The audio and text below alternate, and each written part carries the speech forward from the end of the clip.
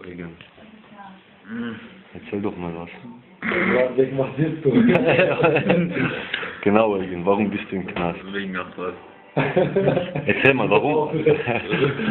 Warum 8 Euro? Was hast du gemacht? Der Pate von Toilette, Hey, Was hast du gemacht?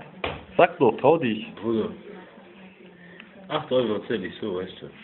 Wenn du wirklich weißt, dann bist du so neidisch. 350 Euro. Europalette, Alter.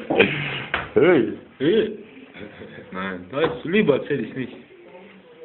Also gestern hat er die Wahrheit gesagt, heute traut er sich nicht.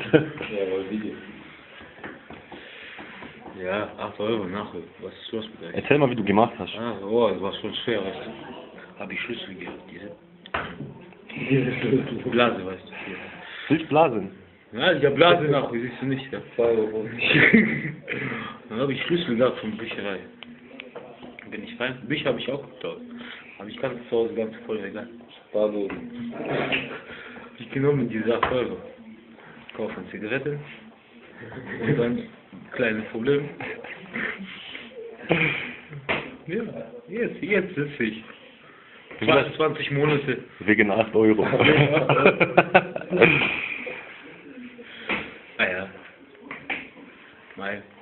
Ich meine, wenn ich jetzt diesen Mann, der mich gerade filmt, verraten werde, dann werden es vielleicht nur noch 20. Ja.